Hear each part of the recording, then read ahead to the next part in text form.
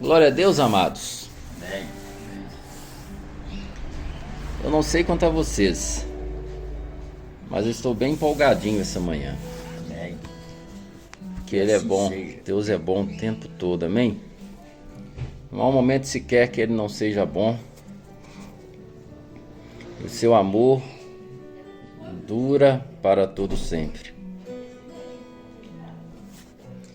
Abra sua Bíblia em Romanos capítulo 8. Romanos capítulo 8. Aleluias. Nós vamos continuar falando um pouco mais sobre Romanos capítulo 8. Vamos pegar aí a partir do verso 4. A partir do versículo 4, que diz: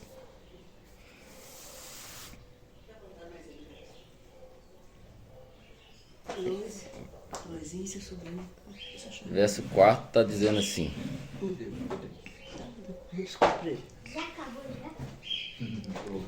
assim. Romanos capítulo 8, versículo 4. De modo que nós que agora não seguimos nossa natureza humana, mas sim o Espírito, passamos a cumprir as justas exigências da lei. É muito interessante isso aqui, amém? Porque enquanto nós estávamos debaixo da lei, mas dominados pela nossa natureza humana, por mais que a gente procurasse fazer, nós nunca iríamos conseguir. Pela incompatibilidade da perfeição da lei e a imperfeição da mentalidade humana, da carnalidade humana. Mas uma vez libertos da lei e unidos a Cristo, e agora não mais dominados pela nossa natureza humana, então o fato de nós ainda estarmos no corpo corruptível, nós erramos, falhamos, passíveis de erros, de pecado, mas o que nos domina agora não é mais a natureza pecaminosa, ela não nos domina mais. Porque hoje nós somos escravos da justiça. Então, a Bíblia deixa bem claro que antes nós éramos escravos do pecado. Mas nesse momento nós nos tornamos escravos da justiça. Amém? De modo que agora, quando vem a vontade de viver as coisas, a carne grita para viver as coisas da natureza humana, há uma lei em nós que nos traz para viver conforme a vontade de Deus. Por isso que nós não estamos mais debaixo do domínio dessa natureza humana. E assim nós cumprimos as justas exigências da lei. Nós procuramos viver a vontade de Deus, não para sermos aceitos, mas por ter sido aceitos mediante a cruz de Cristo. Recebemos uma nova natureza, um coração de pedra que se torna agora um coração de carne, e somos guiados pelo Espírito Santo. Amém? Amém. Aí o verso 5 vai dizer: aqueles que são dominados pela natureza humana pensam em coisas da natureza humana, mas os que são controlados pelo Espírito pensam em coisas que agradam o Espírito. Então é muito simples. O que vai mostrar se a vida dele está em nós ou não é para onde estamos sendo direcionados os nossos pensamentos, os nossos intentos, as nossas vontades. Nós pensamos simplesmente viver de acordo com a natureza humana? Ou há um prazer em nós em viver segundo o Espírito? Amém? Portanto, permitir que a natureza humana controle a mente resulta em morte. Mas permitir que o Espírito controle a mente resulta em vida e paz. Amém. Então, ao permitir que o Espírito Santo controle a nossa mentalidade, o nosso modo de pensar e de viver, nos traz vida. Amém. Glória a Deus. Verso 7. Pois a mentalidade da natureza humana é sempre inimiga de Deus. Nunca obedeceu às leis de Deus e nunca obedecerá. É muito forte isso, não é? Pois a mentalidade da natureza humana é sempre inimiga de Deus. Nunca obedeceu às leis de Deus e nunca obedecerá. Por isso, aqueles que ainda estão sob o domínio da sua natureza humana não podem agradar a Deus. Não podem agradar a Deus, porque estão ainda sob o domínio da sua natureza humana. Por isso que é difícil para quem está sob o domínio da natureza humana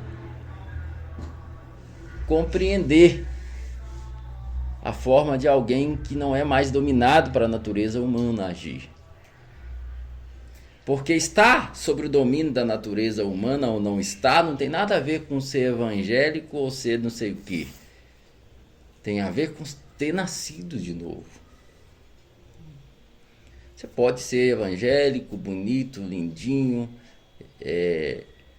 perfumadinho, considerado dinheiro. Tem muito dinheiro. Você é considerado santão da sua congregação. E ser dominado pela natureza humana, se você não nasceu de novo. Mas quem nasceu de novo, ele não é dominado pela sua natureza humana. E isso, para quem é dominado pela natureza humana, é difícil dele compreender. Que você simplesmente que você não age daquela forma. Que você deixou passar aquilo, que você não fez aquilo, que você não experimentou aquilo. Chegam a duvidar. Ah, mas porque você ainda não teve oportunidades. Duvido.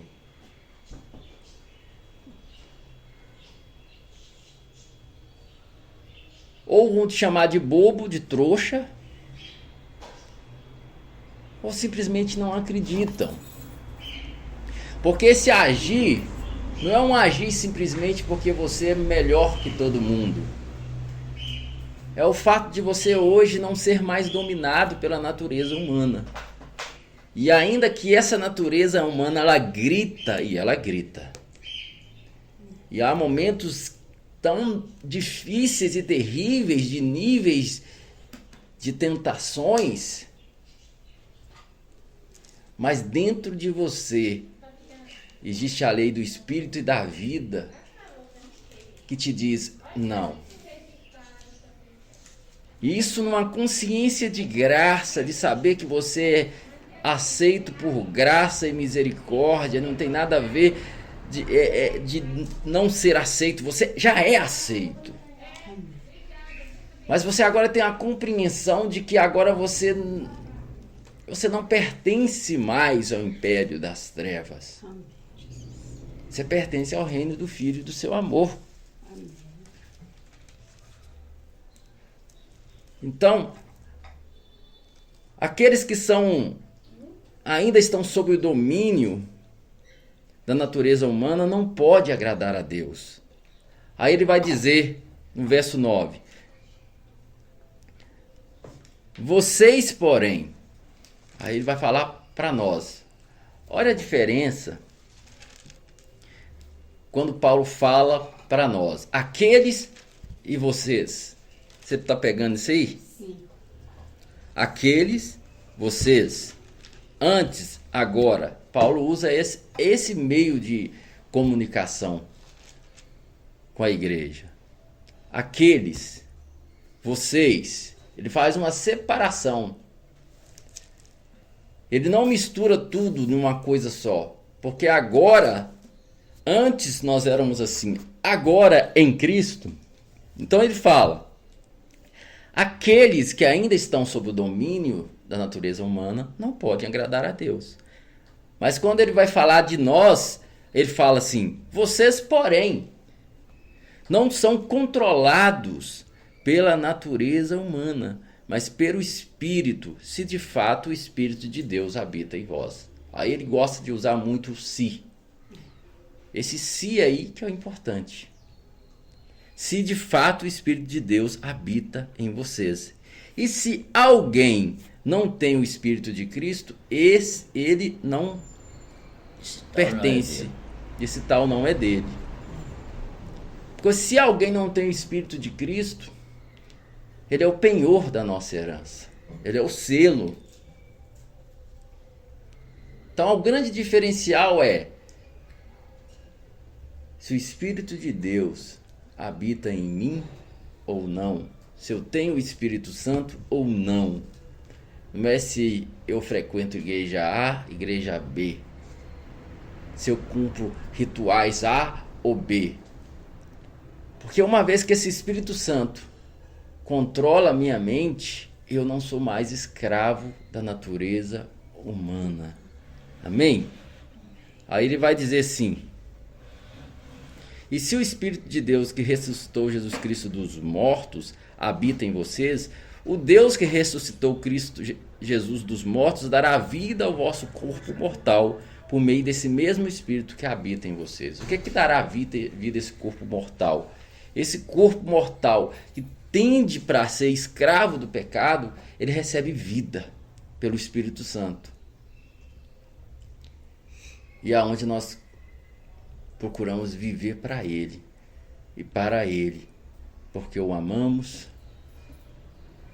porque ele está em nós, Cristo em vós, a esperança da glória, sem nenhum tipo de barganha, sem nenhum tipo de medo, mas de um relacionamento de filho aceito, de um filho que sabe que é amado e que pertence àquele lugar, que é coparticipante de uma natureza divina, que ainda que todos os dias é tentado pelas suas próprias concupiscências, desejos, tentado pela vida, mas sempre dentro dele é aquela lei do Espírito da vida dentro dele que diz, não, aqui é a linha que você não ultrapassa. Porque você não pertence mais a esse lugar. Amém? Nós não pertencemos mais a esse lugar. Nós agora pertencemos ao reino do Filho e do seu amor. Glória a Deus. Verso 12. Portanto, irmãos, vocês não têm de fazer o que a natureza humana lhes pedem, porque se viverem de acordo com as exigências dela, morrerão. Se, contudo, pelo poder do Espírito fizerem morrer as obras do corpo, viverão. É pelo meu poder? É pela minha capacidade? É pelo tanto que eu oro? É pelo poder do Espírito. Ah, então não precisa orar? Não é isso que eu estou falando. Mas se a sua... Porque existem orações e orações. Porque Jesus fala assim, vós quando orardes, não faça como os fariseus hipócritas, que oram assim, assim, assim, ou seja, eles também oram.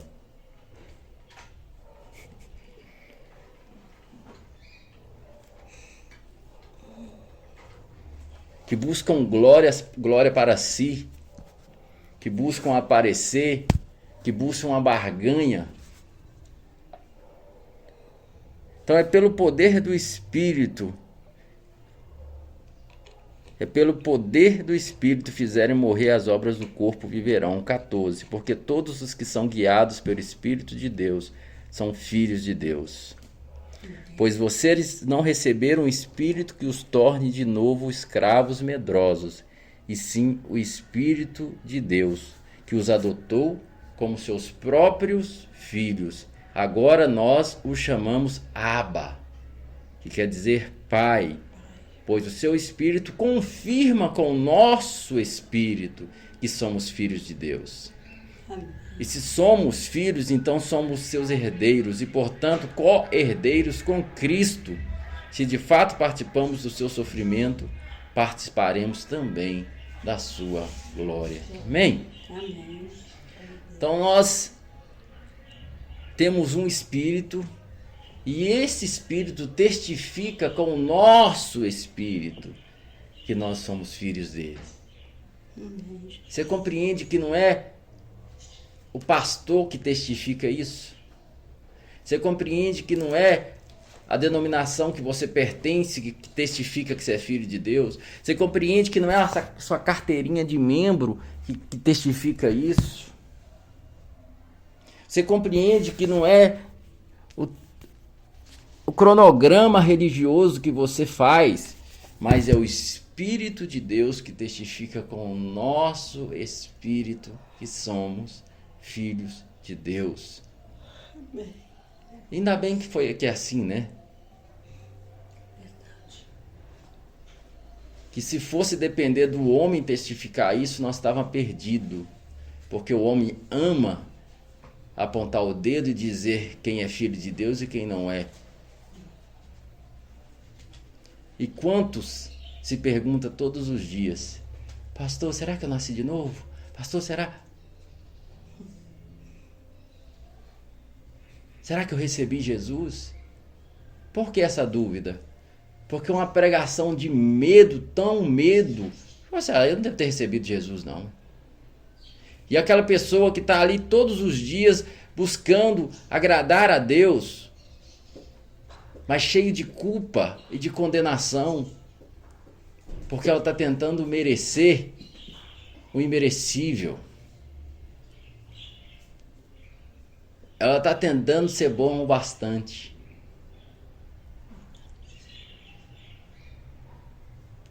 E não é sobre ser bom o bastante. É sobre entender o quanto fomos amados e aceitos. E conhecermos Ele. E se envolver com a glória dEle. Uma caminhada de fé, de glória em glória, onde vamos sendo transformados à imagem do seu Filho. Amém? Amém. Isso acontece numa vida de comunhão. Comunhão com Deus, comunhão com os irmãos, através de uma comunhão sadia, onde nós conversamos sobre o que é espiritualidade de verdade. Onde há um diálogo sobre o que é de Cristo e o que não é. E esse sentar à mesa com o Pai, com a família, que isso é a congregação. Sentar à mesa com o Pai, com a família e conversarmos o que nós defendemos, né? Já viu quando uma família bem estruturada, o pai, a mãe, os filhos se sentam e falam: meus filhos, em que nós acreditamos? Ou como tem, você entra no site, tem assim, quem somos nós? Né? Esse é o papo. Quem somos nós? Isso que é um papo de uma congregação. Quem somos nós? O que nós defendemos? É isso que Jesus fazia. Ó Senhor, vamos jogar fogo do céu e acabar com esse povo aí. Jesus falou: vocês não sabem de que espírito vocês são? Ou seja, quem somos nós? Esse é o papo. Sem condenação, mas perguntas inteligentes. Quem somos nós? E o que de fato nós cremos? O que nosso mestre realmente nos ensinou? Esse que é o papo aqui. E à medida que vamos aprofundando no que ele nos ensinou, aprofundando no que Ele nos mostrou, nós vamos crescendo. Não um crescimento empresarial, um crescimento de um movimento famoso, mas um crescimento de uma comunidade que expressa sua fé em verdade e que está aguardando com grande expectativa novos céus e nova terra. Amém? Eu estou aguardando com grande expectativa novos céus e nova terra. Tem muitos cristãos aguardando terror, horror. Não sei por quê. Às vezes eles estão aguardando terror, horror. Mas a Bíblia nos ensina, nós, porém, aguardamos com grande expectativa novos céus e nova terra, aonde habita a paz. Amém, amados? Amém. Nós vamos parar por aqui hoje. Que temos a visita ilustre aqui do nosso querido irmão Pedro. Paz do Senhor Jesus, irmão Pedro. Tá falando isso, uma falta dele. Amém, amados? Amém. Aí vocês falam